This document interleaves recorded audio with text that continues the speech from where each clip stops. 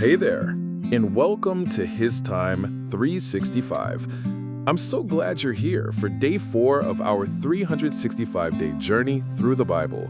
Today, we'll look at Genesis 11 through 13, and I'll walk you through what happens, what it means, and why it matters.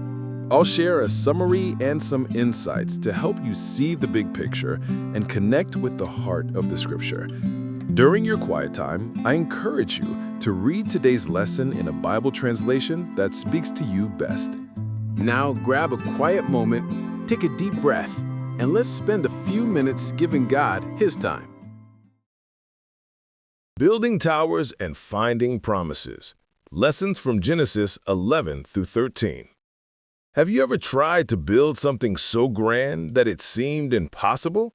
In the chapters of Genesis 11 through 13, we encounter the story of humanity's ambition and God's unwavering promises. This is a tale of striving, separation, and the beginnings of a great journey. Genesis 11 opens with a remarkable scene, a united humanity speaking one language and sharing one purpose. They decided to build a city and a tower that would reach the heavens, a monument to their strength and unity. They exclaimed, "Go to, let us build us a city and a tower," demonstrating a desire not just for physical structure, but for significance and recognition. Their goal? To make a name for themselves and avoid being scattered across the earth. But God saw their efforts and the potential for pride and rebellion in their unity. To humble them, He confused their language, causing chaos among the builders. Suddenly, they could no longer understand each other, and the grand project came to a halt. They scattered across the earth just as God intended. This moment teaches us about the limits of human ambition when it stands against divine purpose. Next, we transition to the story of Abram, later known as Abraham. God calls him out of his homeland, instructing him to go to a land He would show him. Abram obeys, taking with him his wife Sarai and his nephew Lot. They journey to Canaan, and when they arrive, God promises Abram, "Unto thy seed will I give this land." This promise is monumental, highlighting God's commitment to Abram and his descendants. As Abram travels, he builds altars to honor God, demonstrating the importance of worship and gratitude in our journeys. However, a famine strikes the land, pushing Abram to Egypt for survival. Here, Abram faces a moral dilemma. Fearing for his life, he tells Sarai she is his sister.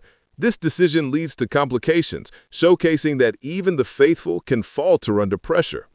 Once in Egypt, Sarai is taken into Pharaoh's house, but God intervenes, afflicting Pharaoh and his household.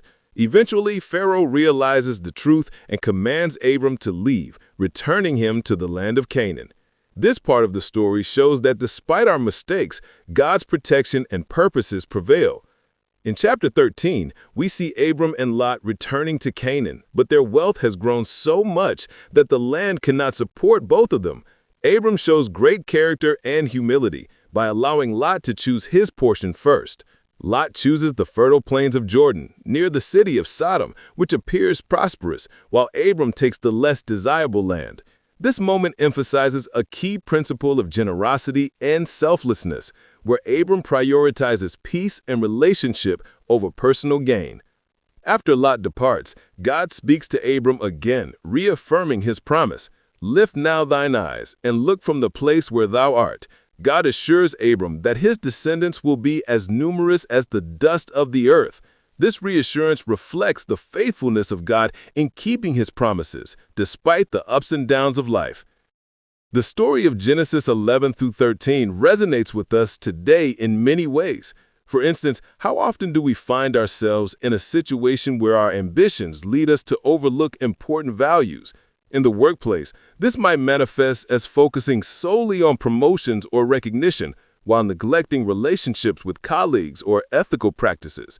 In family dynamics, we might prioritize our personal goals over quality time with loved ones, leading to disconnection. Just like the builders of Babel, we can become so consumed by our desire to build our towers that we lose sight of what truly matters. Financially, we may chase after wealth and security, forgetting to invest in the spiritual or relational aspects of life. The wealth Abram and Lot amassed serves as a reminder that true richness encompasses more than just material possessions. In our digital lives, the quest for likes and followers can parallel the tower building in Babel. We might focus on crafting an online persona that garners attention, forgetting the importance of genuine connection and communication. Finally, the humility and selflessness exhibited by Abram can inspire us to approach conflicts or difficult decisions with grace. When faced with choices, we have the opportunity to prioritize others, fostering unity rather than division, just as Abram did with Lot. In conclusion, the stories of Genesis 11 through 13 remind us that while human ambition can lead us to great heights, it is God's promises and our faithfulness to His calling that truly matter. Let us build not just towers, but lives rooted in trust, humility, and a commitment to one another. What are some ways we can ensure our ambitions align with God's purpose for our lives? How can we practice humility and generosity in our relationships and decision-making? Reflect on a time when you faced a moral dilemma like Abram. What did you learn from that experience? How does God's promise to Abram encourage you in your own life challenges? Thanks so much for joining me today for HisTime365. Remember, today's reading is Genesis 11 through 13, so be sure to spend some time with those verses during your quiet time. Tomorrow, we'll be diving into Genesis 14 through 16, so feel free to read ahead if you'd like to prepare. If you enjoyed this time together, don't forget to like, subscribe, and tap the bell so that you never miss a day on this journey. I'll see you back right here tomorrow for day 5. Until then, stay encouraged, and thank you for giving God His time today.